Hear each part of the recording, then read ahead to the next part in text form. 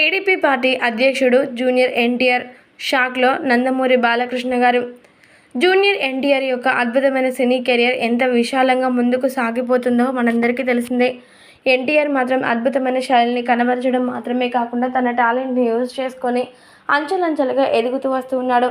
అలాంటి ఎన్టీఆర్ గారు ఎప్పుడెప్పుడు రాజకీయ రంగంలోకి వస్తారు అంటూ అందరూ కూడా ఈగర్గా వెయిట్ చేసిన నేపథ్యంలో ఆయన మాత్రం రాజకీయం వైపు కన్నెత్తి కూడా చూడడం లేదు. అయినప్పటికీ ఎవరు కూడా అసలు సహనాన్ని కోల్పోకుండా ఎన్టీఆర్ కోసం నిరీక్షిస్తూనే ఉన్న నేపథ్యంలో జూనియర్ ఎన్టీఆర్ ఖచ్చితంగా బరిలోకి దిగాలని గట్టిగా నిర్ణయించుకొని బరిలోకి దిగేశారట. ఇక టీడీపీ బరిలోకి దిగినటువంటి జూనియర్ ఎన్టీఆర్ గారిని చూసిన అభిమానులు అలాగే ప్రేక్షకులు, ముఖ్యంగా చెప్పాలంటే టీడీపీ కార్యకర్తలు, ప్రజలందరూ కూడా చాలా సంతోషాలు వ్యక్తపరుస్తూ టీడీపీ అధ్యక్షుడు జూనియర్ ఎన్టీఆర్ అంటూ చెప్పుకొచ్చారట. దీంతో ఈ విషయాలన్నీ కూడా తెలుసుకున్నటువంటి నందమూరి బాలకృష్ణ గారు మాత్రం ఒక్కసారిగా షాక్కి గురైపోయారట. ఇన్నాళ్ళుగా నారా లోకేష్, నారా చంద్రబాబు మాత్రమే అధ్యక్షులుగా ఉన్నారు.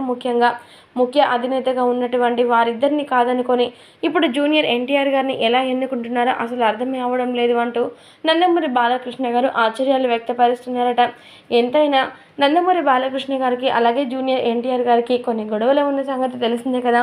అందుకోసమనే బాలకృష్ణ గారు ఇలా మాట్లాడుతున్నారని చెప్తున్నారట చాలామంది.